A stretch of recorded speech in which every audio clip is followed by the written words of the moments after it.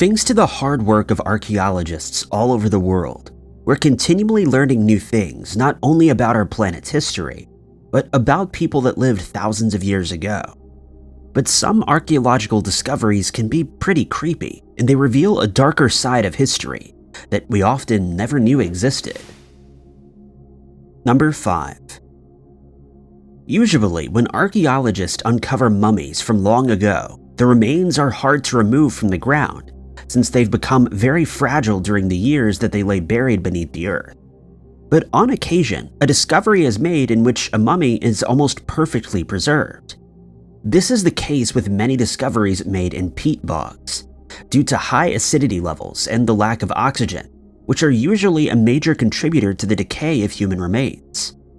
One such discovery, known as the Grobel Man, was made in Denmark in 1952 by a peat cutter named Tage Sorensen. While working in the peat bog, Sorensen's shovel hit something hard beneath the surface, and when he investigated further, he realized what it was. He immediately contacted a doctor who first inspected the site and then contacted an archaeologist who quickly identified the bog body as dating from the Bronze Age. The body was so well preserved that it still had hair intact, as well as beard stubble that was about 2 weeks old at the time of the man's passing. It was also found that his last meal consisted of grains, some meat, and seeds. While the Grobel Man's hands were inspected more closely, it was speculated that he hailed from a noble family, since he showed no signs that he had taken part in manual labor, which most men from the Iron Age would have.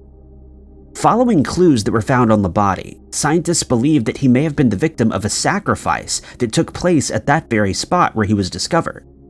He's thought to have been around 35 years old at the time of his passing, and he stood between 5'3" and 5'5" inches tall.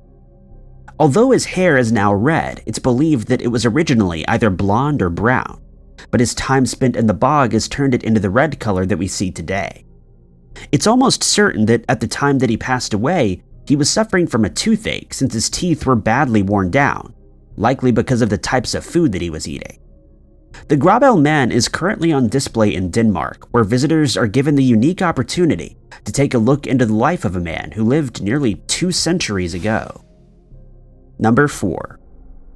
Most archaeological digs take place in remote areas where ancient civilizations once lived, and in most cases, that area is now completely abandoned.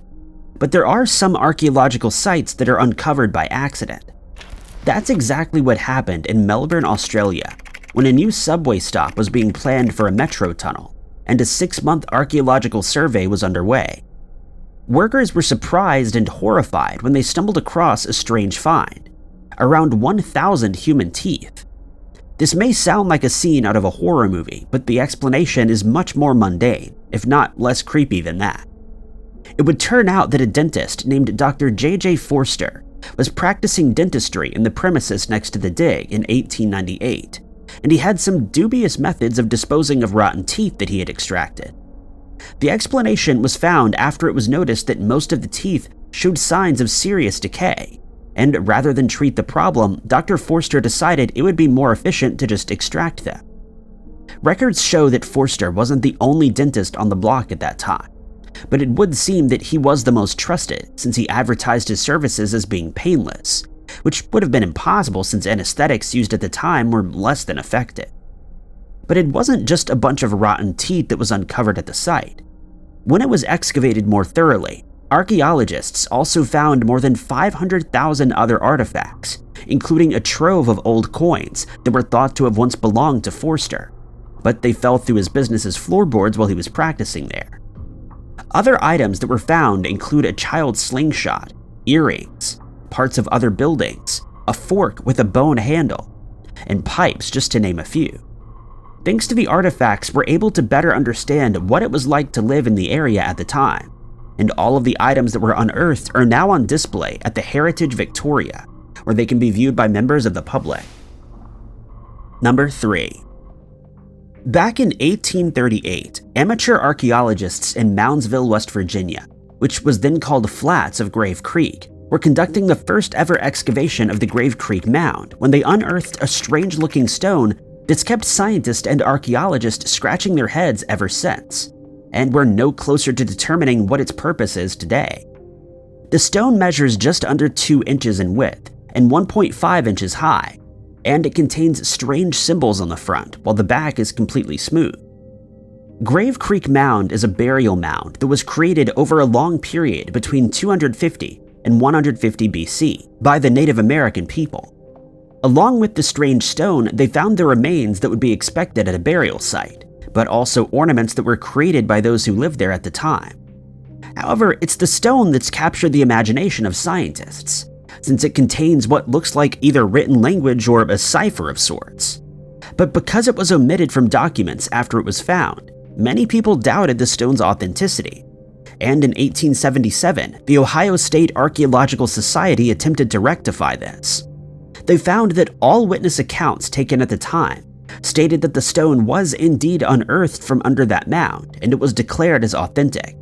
But there are still some who are skeptical, and they believe it was placed there as a hoax. There have been many attempts to decipher the symbols over the years, but the characters don't seem to have any logical, phonetic, or alphabetical structure, and therefore they consider it as a mere decorative piece. Sadly, no one knows who has possession of the stone today, and the only physical copies that we have were cast in plaster, meaning that many of the symbols may look slightly different than they did on the original. It's thought that this was last owned by Wills de Hatz, but when he passed away in 1910, it simply disappeared and it remains lost today. The plaster castings can, however, be viewed at the Smithsonian's National Museum of Natural History, where it's still being kept at present. Number 2. In 2020, workers were clearing a piece of land in Germany in preparation for the construction of a chicken farm, when they unearthed a complex burial site along with other valuable artifacts. The site is now regarded as one of the most important digs found in Germany in the past 40 years, since it seemingly has ties to a Germanic lord. The site also contained the remains of around 60 people and some animals, mostly livestock, but strangely, the only one missing was the lord himself. Adding even more mystery to the site is the fact that the remains of 6 women were found buried around the central cauldron made of bronze. It was then speculated that the lord's remains may not have been found because he was likely cremated, and his ashes were placed inside the cauldron. And at first, it was believed that the 6 women were his concubines, but it's now thought that this was a misconception. Other theories that have been put forward are that the women were offered as sacrifices upon the lord's death, or that they were members of some type of cult and that they decided to follow their leader to the afterlife after his demise.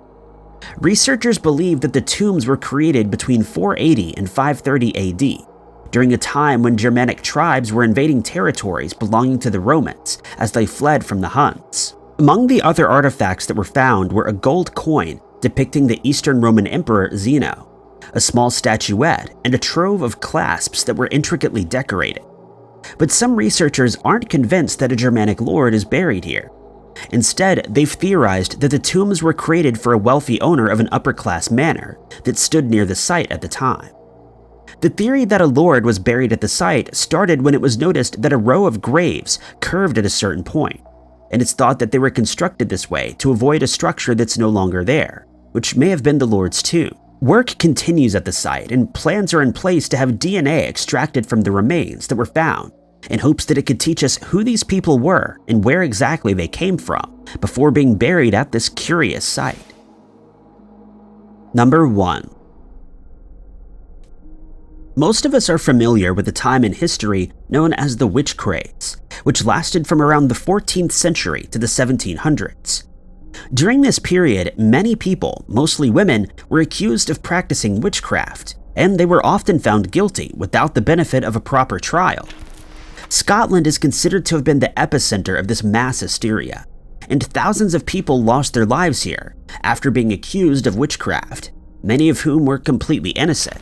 However, there was one woman from Torryburn in County Fife called Lilias Adi, who confessed to being a witch in 1704 after it was noted that one of her neighbors, Jean Nelson, had fallen ill, and it was believed to have been because of her handiwork. To make matters exponentially worse, she confessed that she had, on one occasion, met with the devil himself in a cornfield, and she made the decision that she would follow him as a dutiful servant. She stated that she and the devil would often visit with other witches, but she refused to name them, but added that he would often visit her in her house in the form of a mysterious shadow. She then went on to recount how she and the devil had brought others to the same cornfield, where they were made to dance while a strange blue light followed them around the field. It didn't take her long to be found guilty, since she confessed to the charges and she was put in prison, where she eventually passed away. After her passing, her remains were buried between the high and low tide markers in the Firth of Forth estuary, and a heavy stone slab was placed on top, which was common practice when burying a witch at the time, since it was believed that she would be unable to escape with the weight of the stone bearing down. Unfortunately, grave robbers helped themselves to much of her remains, and even pieces of her coffin, and a campaign was started in 2014 to retrieve these items, but to no avail. But it did lead to the discovery of Lilius's tomb when the large stone slab was found near the waterline. In 2017, a facial reconstruction was done, giving us a proper look at what Lilius's face really looked like, and it's hard to believe that such a sweet-looking lady could have been in league with the devil, and it's likely that her confession was coerced since she was being mistreated during her time in prison. Thank you guys so much for watching. If you liked this video, be sure to hit that like button. Also, don't forget to subscribe and click that notification bell to keep up to date with all of our future uploads. But my name is Ty Knotts, and I'll catch you guys in the next video.